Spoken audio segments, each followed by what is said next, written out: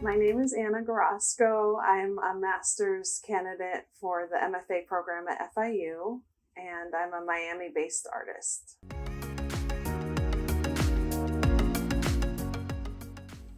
I grew up in Miami to my mom, who is also a Miami native, and my dad, who is a Polish immigrant.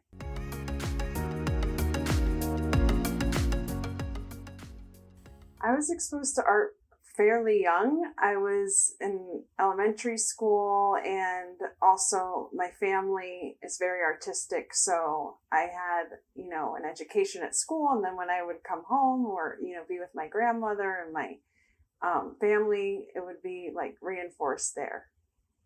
I spent my summers with my grandmother. So she was an instrumental inspiration for me in getting involved in the arts because she was always doing craft fairs, and she had a room with her crafts, and she was making things. So I just naturally went along right with her and made things alongside her. My aunt Joan is also an artist, and she makes jewelry. And my other aunt is also an artist, and she was in graphic design when I was young. So that really kind of inspired me to doodle and play around with text and, do bubble letters and that kind of thing.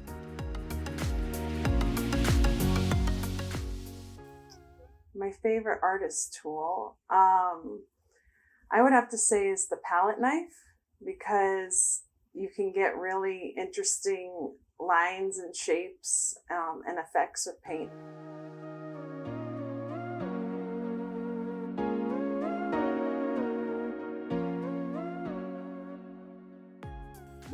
Yes, absolutely. I have shifted a lot, especially in coming back to school. I took a brief hiatus, well, not very brief, 10 years. Since I've been back, my work has shifted a lot. I've started out with geometric abstraction, and now I'm kind of more in the organic dyeing fabrics and kind of more loose and off the canvas and off the structure of the painting.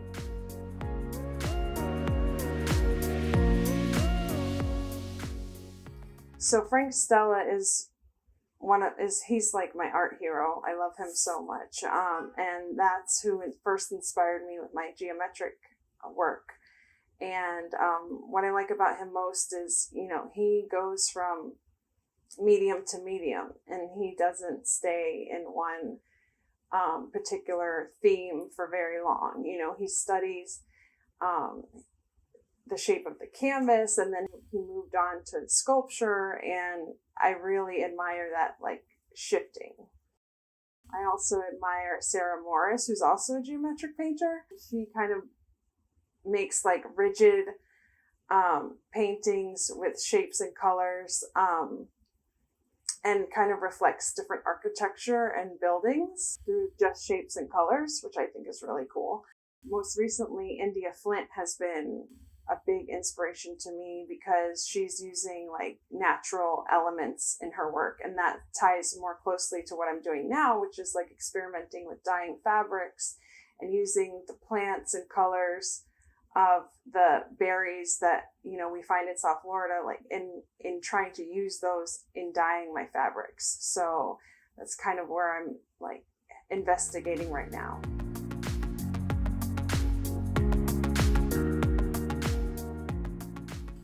I guess I would say I'm most comfortable with printmaking.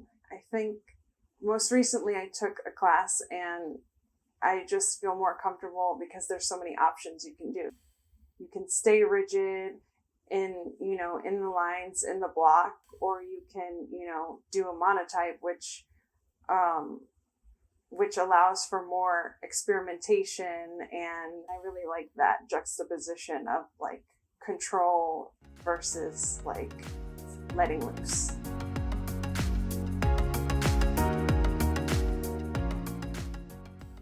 The best piece of advice I've been given is to not take myself so seriously, to not be so personally invested in the outcome of my work, because people have 100 different opinions about, artwork, and to not be so emotionally invested in like expecting everyone to like what I do. Just being open-minded and just have fun and enjoy what I do and enjoy the process.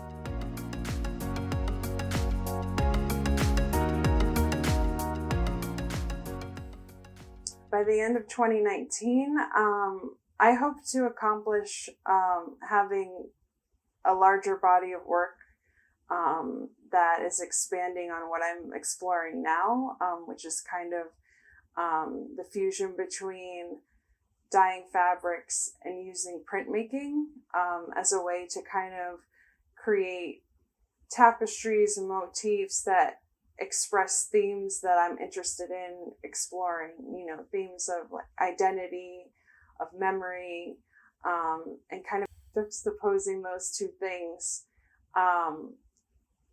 in a way that it kind of creates a different platform for what that concept is.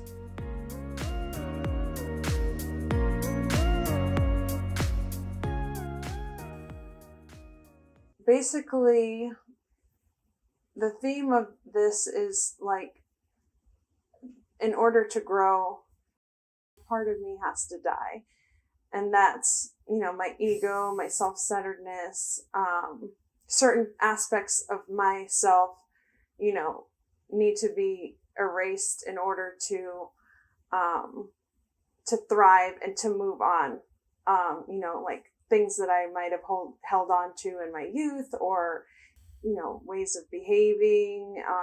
So this is really about like a transformation of being able to overcome those things and to move on, really, and heal. It's a healing process that I'm trying to kind of capture.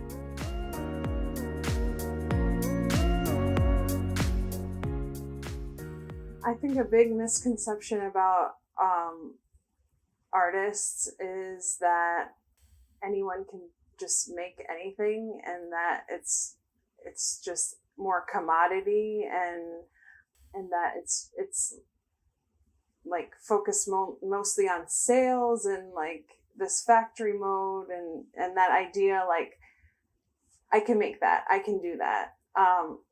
Yeah, but I think also there's like an intellectual and spiritual aspect to making a piece of work that an artist goes through that sometimes is not acknowledged, and by no fault of people who view art in that way. But I think that's one of the big misconceptions, is that I'm a factory and I make things and I just make things to sell things.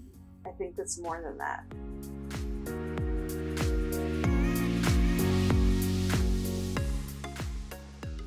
Because art transforms. At any given piece of art and any person who experiences it, there is a possibility for a transformation to happen, to learn something new about something you might not have known about, or to see something new in something that is in everyday life. And so I think that kind of educational transformation and spiritual transformation is really awesome.